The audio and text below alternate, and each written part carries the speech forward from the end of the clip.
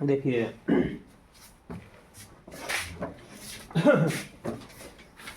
Class 10th में lesson 1 है question number 2, 1.1 का क्वेश्चन नंबर 2। किताब का क्वेश्चन और मेरा क्वेश्चन में थोड़ा सा डिफिकल्ट होगा लिखा हुआ, लेकिन जो कहता है ना किताब में सेम उसी तरह से लिख दिए हैं कि निम्नलिखित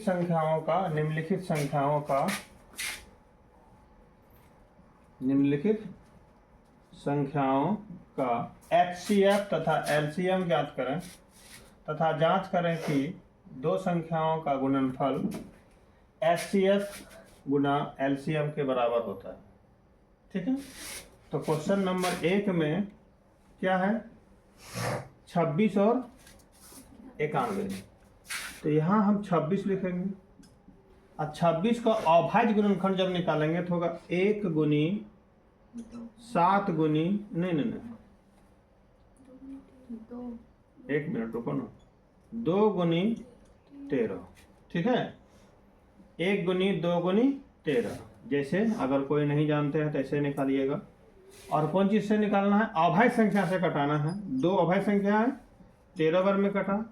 13 अभाज्य संख्या है, 1 बार में कटा। तो यहाँ छोटी से बड़ी संख्या की ओर लिखेंगे 1 गुनी 2 गुनी 13। इसको गुना करके देख लीजिए, 13 दुनी 26 एका 26। उसके बाद 91 होगा। 91 में क्या होगा, 1 गुनी 7 गुनी 13।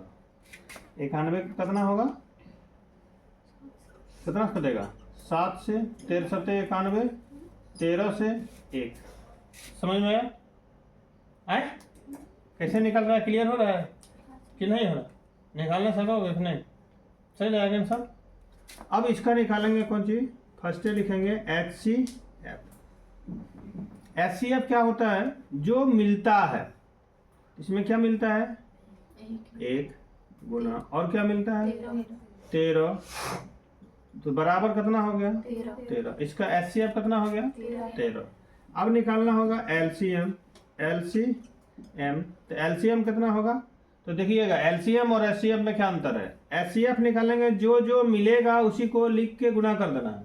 ठीक है, LCM निकालेंगे तो दोनों में जो बड़ा है, जो सबसे अधिक बार आया है उसको लिखना है। जैसे 1, इसमें भी 1 बार, उसमें भी 1 बार, तो दोनों बराबर है, 1 लिखना है। जो बराबर रहेगा तो कोई भी 1 लिख सकते हो, कोई भी संख्या लिख सकते हो। चाहे इसका बराबर रहेगा इठो लिखेंगे, इसमें अगर 2 रहेगा 3 बार, इसमें भी 3 बार, तो 2 लिखना होगा 3 बार। ठीक है उसके बाद देखिए इसमें, उसके बाद बढ़िए 1 से बेसी कितना हुआ 2, तो 2 इसमें 1 बार है और इसमें 1 भी बार नहीं है, तो इसका मतलब यही तो बेसी हुआ। ठीक है, इसमें 7 1 बार है, उसमें नहीं है, तो 7 1 बार लिखेंगे। उसके बाद 13, इसमें भी 1 बार, इसमें भी 1 बार, तो 1 बार 13 लिखेंगे। अब टोटल को गुना कर दीजिएगा, 13 सत्ते 91 दूना 182। ये आपका आंसर हो गया LCM, ये आपका आंसर हो गया। अब क्या करना है, जांच करना है। क्या करना है, जांच क्या करना है, कहता है दो संख्याओं का गुणनफल बराबर HCF गुना LCF। तो यहाँ लिखना होगा दो संख्याओं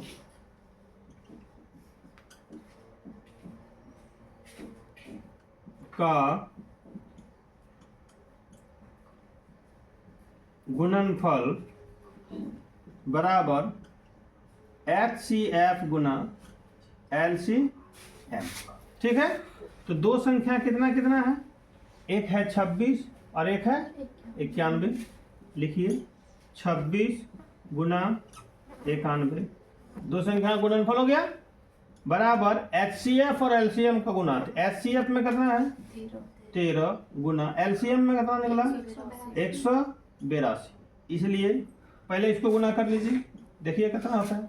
13 से पहाड़ा पड़ेंगे, 13 दूनी 26 के 6 हासिल रहा 2, 13 8 74 से 13 8 74 से 104 और हासिल बचा था करना 2, तो 106 हो गया। 106 के 6 लिखेंगे, हासिल कितना बचा 10 बच गया। अब 13 1 13 और 10 कितना हुआ 23। इसका मतलब कितना 2366। इधर भी गुना करेंगे कितना होगा 2366 ही होगा। बस जांच भी हो गया, आंसर भी निकल गया। अब बताइए किसको कहाँ प्रॉब्लम आया?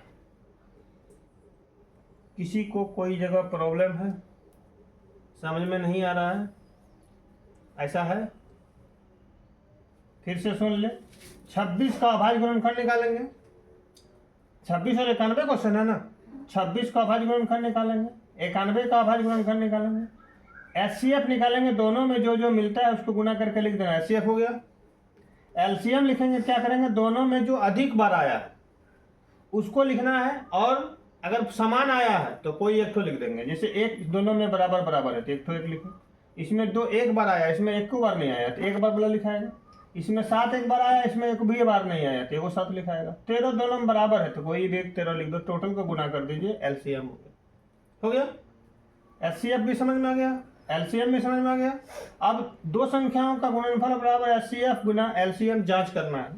तो दो संख्या कितना कितना है, 26 और 91 इधर लिखना है, और एलसीएम और एचसीएफ यहाँ पर लिखना है गुना में। तो इसको गुना करो चाहे इसको गुना कीजिए, बात बराबर है। कितना होगा, इधर जितना होगा इधर भी उतना ही होगा। क्लियर हो गए?